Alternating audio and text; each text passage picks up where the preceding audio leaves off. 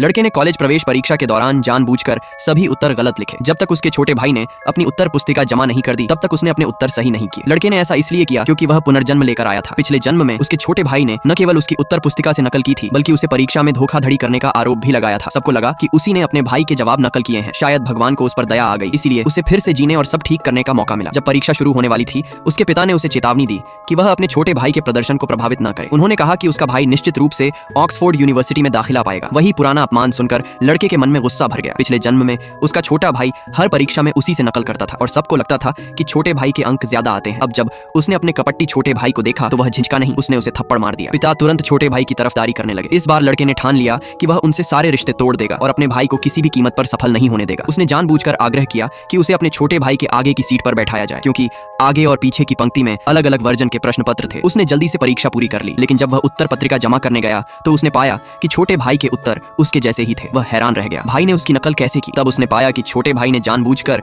उसके version B के paper पर पानी गिरा दिया, जिससे परीक्षक को उसे वर्जन ए का पेपर देना पड़ा, जो उसके छोटे भाई के समान था। अगली गणित की परीक्षा में उसने कोशिश की कि वह छोटे भाई से जितना दूर हो सके उतना बैठे। उसने तो अंतिम प्रश्न में अपनी मौलिक विधि से हल किया, लेकिन जैसे ही वह उत्तर पत्रिका देने गया छोटे भाई ने पहले ही अपनी जमा कर दी और गर्व से शिक्षक से कहा कि उसने नया तरीका खोजा है सवाल हल करने का। फिर जब लड़के ने आग्रह किया कि वह अपने छोटे भाई के सामने बैठे तो परीक्षा के बाद जब उसने उत्तर पत्रिका जमा की उसने पाया कि छोटे भाई के उत्तर फिर वही हैं। अब उसे शक हुआ कि कहीं उसका छोटा भाई किसी तकनीकी उपकरण से उसकी निगरानी तो नहीं कर रहा। उसने यहाँ तक जांच की कि कहीं उसके पेन में छिपा हुआ कैमरा तो नहीं है, लेकिन कुछ नहीं मिला। फिर उसने ठान लिया कि अब वह बहुत सोच समझकर कदम उठाएगा। उसने जानबूझकर सारे उत्तर गलत लिखे और इंतजार किया कि छोटा भाई पहले पेपर जमा करे। जैसे ही भाई ने उत्तर पत्रिका दे दी उसने अपने सारे गलत उत्तर मिटाकर सही कर दिए और फिर अपनी उत्तर पुस्तिका जमा कर दी। लेकिन तभी उसके छोटे भाई ने अचानक उस पर नकल करने का आरोप लगाया। उसने कहा कि लड़के ने उसके उत्तरों की नकल की है। इस बार लड़का बहुत शांत था। जब लड़के ने अपनी उत्तर पुस्तिका छोटे भाई के सामने रखी तो भाई हक्का बक्का रह गया, क्योंकि लड़के की उत्तर पुस्तिका में लिखे उत्तर पूरी तरह उसके उत्तरों से अलग थे।